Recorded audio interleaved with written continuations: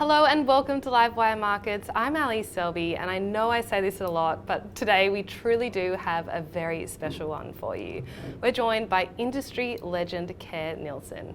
Kerr is widely considered to have brought global investing down under, having started Platinum Asset Management back in 1994. After 2 decades at the firm's helm, Kerr retired in 2018 and since then has been investing for himself. Today we're going to be learning about some of the investments that put Kerr on the map as one of the country's richest Australians, as well as some of the opportunities he's identified today. Thank you so much for joining us today, Kerr. I am beyond excited to be speaking with you. Thank you so much. For those that don't know, what kickstarted your career in investing? Well, the interesting thing is the family had been industrialists and inventors. So I always understood that wealth originated in business, not in government. Governments don't create wealth. So I started investing at 13, didn't have a clue.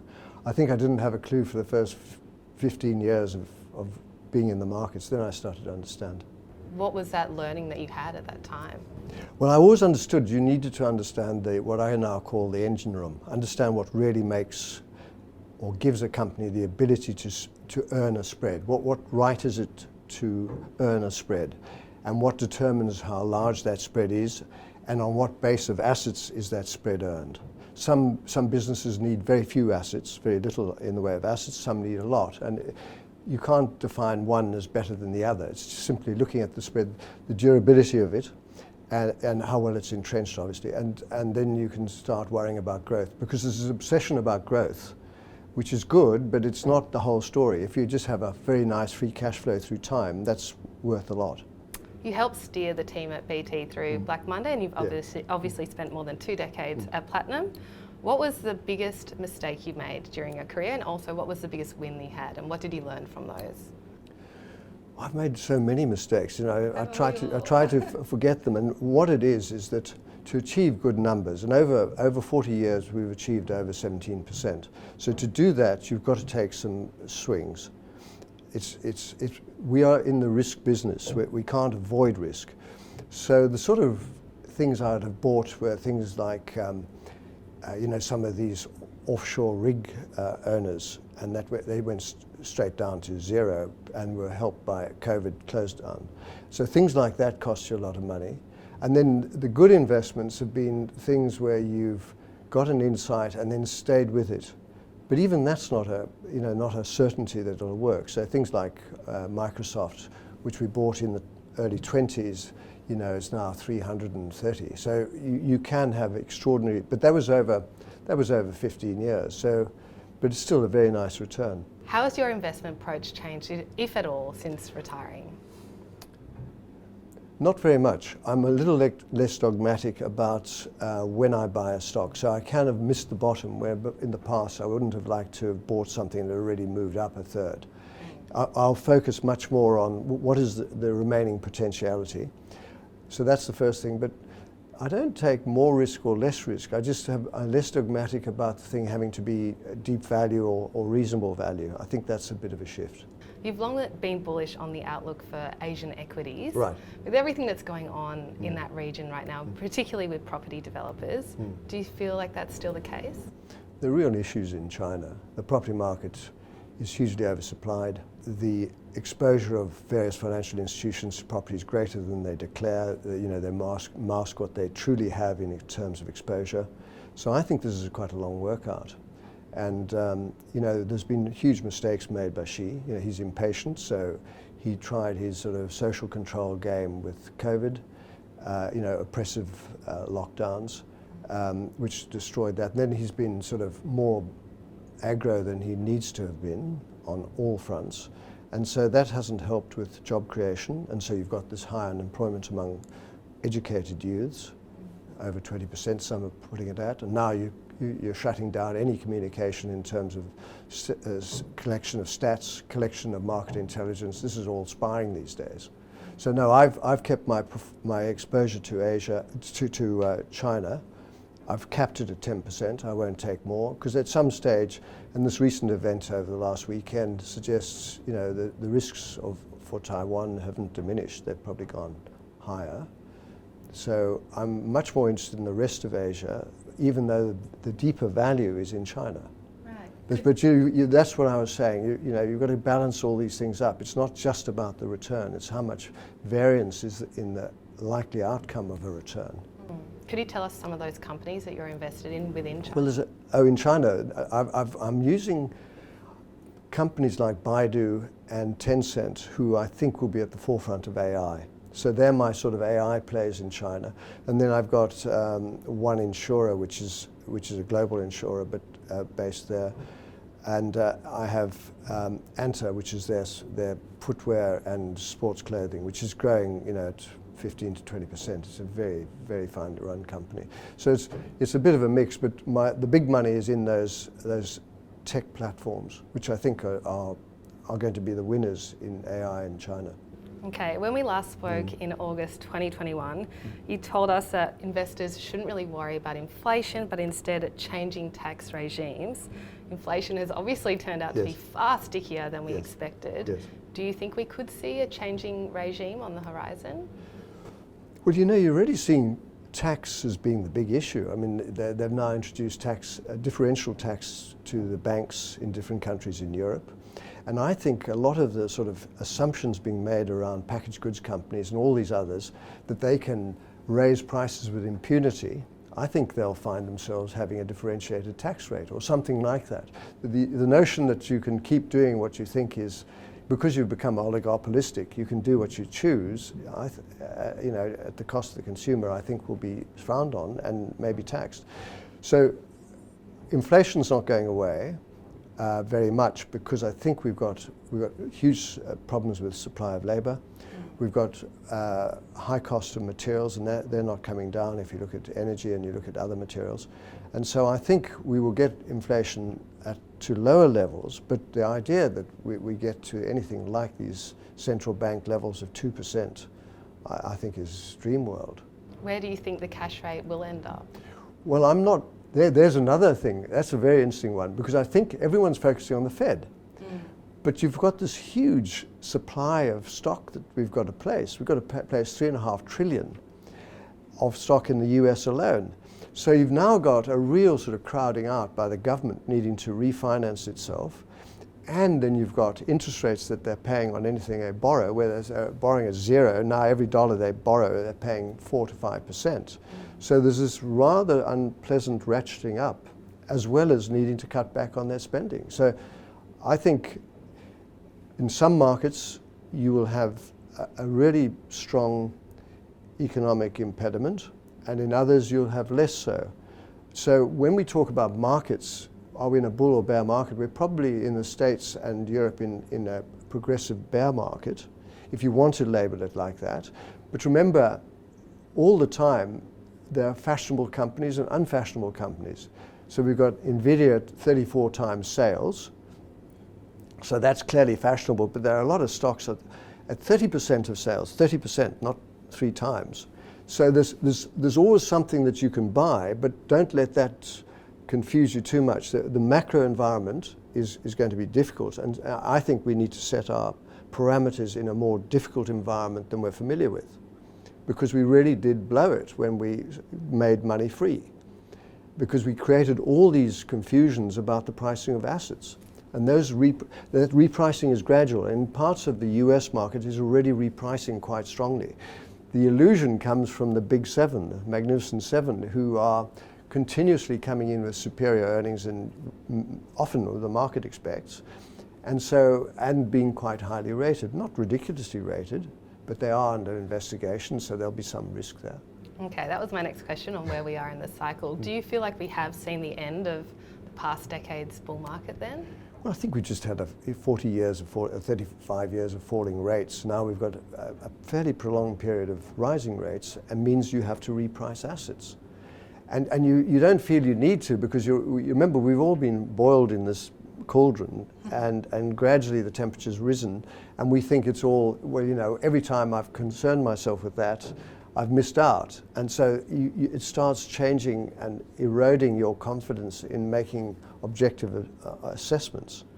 But the objective assessment, I think, is the cost of money has risen, and we don't fully understand this interaction between central banks and government spending, and that's given a mad fillip to activity in the last few years, which is not going to persist.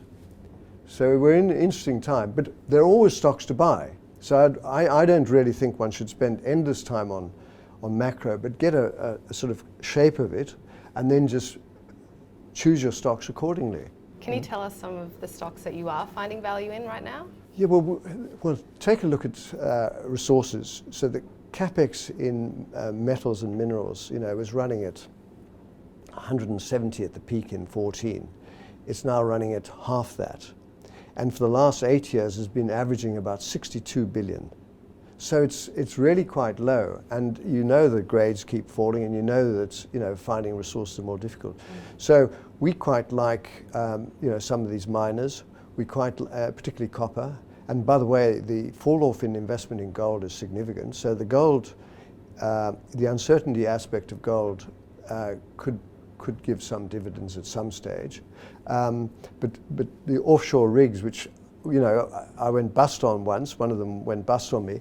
I think they've now come back to the market, refinance. I think some of those are really interesting. And then we've been saying, well, we want to find companies that can grow naturally. And so we've been looking at biotech. And I think this is a sort of rather remote idea, but the idea is that if you look at AI, the facilitation it brings in terms of discovery, scientific advancement, is huge. And I think you'll see that in biologics. And so with that, the tool companies who provide all the lab and production equipment could have quite reasonable growth at a reasonable valuation. So it's those type of things we're looking at as potential hiding places in a difficult world. You talked about earlier some of the stocks you're using to get exposure to AI. Right. What's your take on AI? It's obviously been widely popular since the launch of ChatGPT to the public in November last year. We've seen stocks like Nvidia soar hundreds of percent. Yes. What's your take on it? It's here to stay. I mean, it's so entrenched, and it's been going on longer than we realize, of course, but it's here to stay. It is quite dangerous in my view, and from what I can see. The trouble is there's such a desire by the scientists to evolve these models, and there's such capitalist drive behind the profiteering that goes with it, that I think it will be well entrenched, and so much so that at some stage there'll be questions about culpability, I suspect. But anyway, in the meantime, the way we're just doing it is the easy stocks like Microsoft, Google, and I think Google's extremely well supported here. It's got so many interesting properties. And then Amazon. I don't own Apple, but I own the others, and the good thing is that even when they sold off, or should I say when they sold off, they never got really, they were quite cheap at that stage, or that's what I felt. And even now they're not frightfully expensive, but they're not. You need to believe in AI, because I think that's extended their life by another 10 years. My theory is that most companies have a life of about 20 years. And it's been shortening. So you need to think about that with your heroes.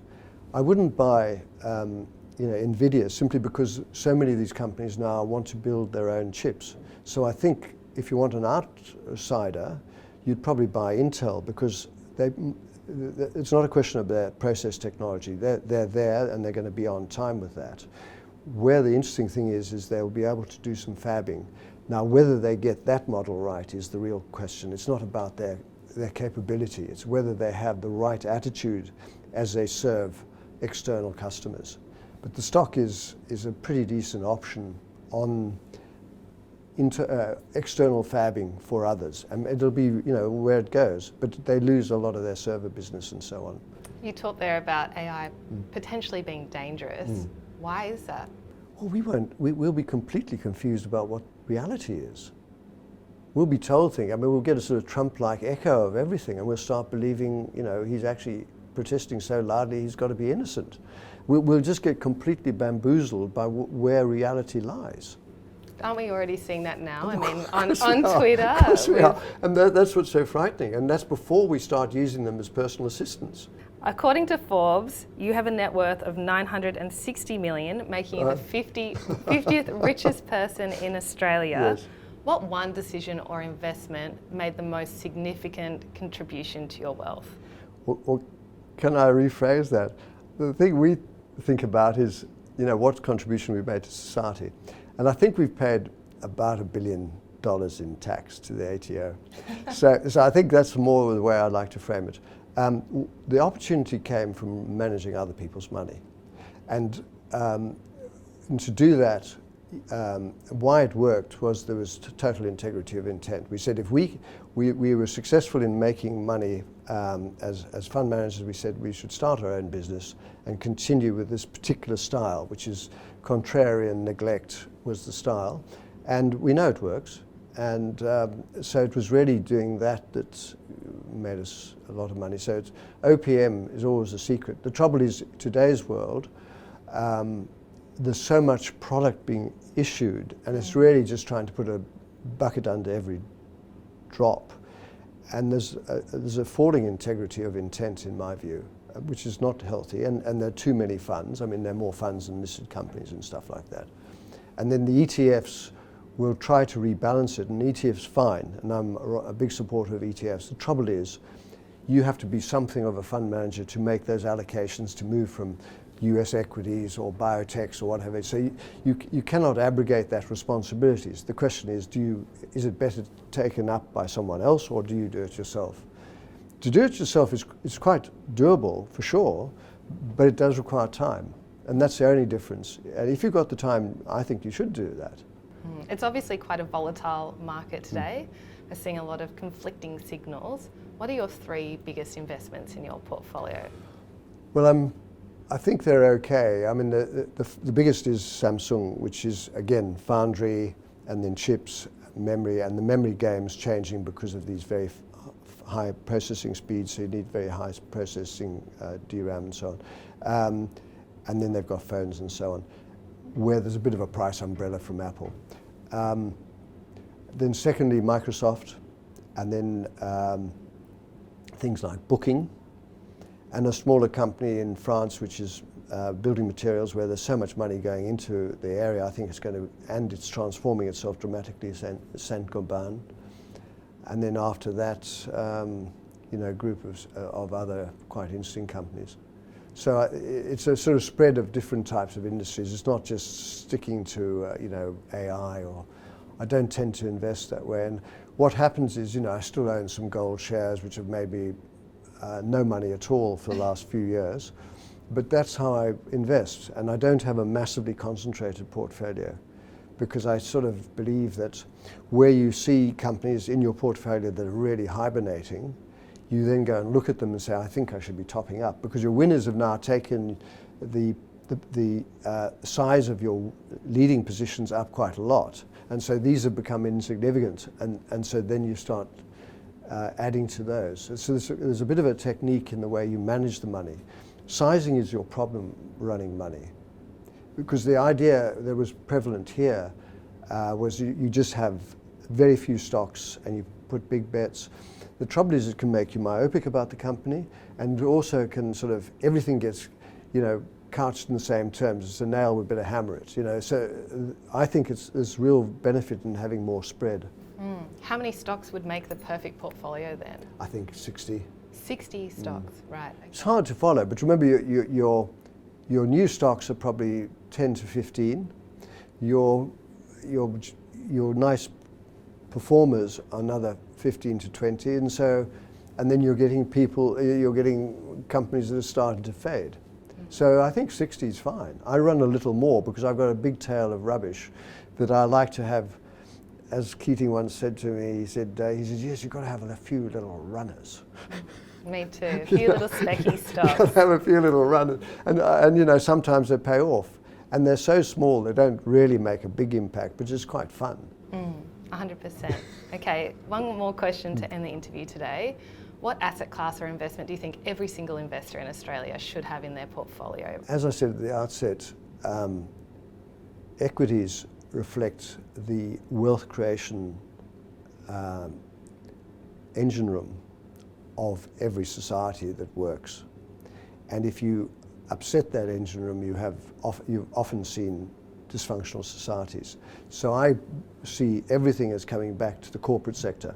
So if anything's going to happen, you will see government will protect corporates who are creating jobs more than they'll protect bondholders who they will squeeze mercilessly with effectively financial repression.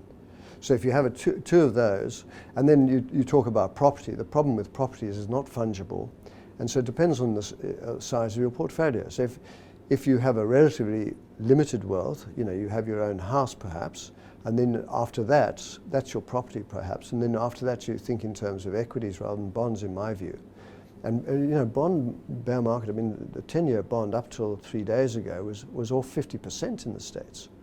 That's huge. So the 60-40 rule has come under question. It may re-establish itself as we reprice everything, but for the moment I'm still happy to own equities. But again, I don't want to just buy the leaders. I want to buy the opportunity, those that are out of fashion, because fashion is a problem of our lives. We joyfully follow the leader and then miss the laggards. 100%. Yeah. Well, thank you so much, Kerr, for your time today. I absolutely adored this chat. If you enjoyed that too, don't forget to subscribe to Livewire's YouTube channel. We're adding so much great content just like this every single week.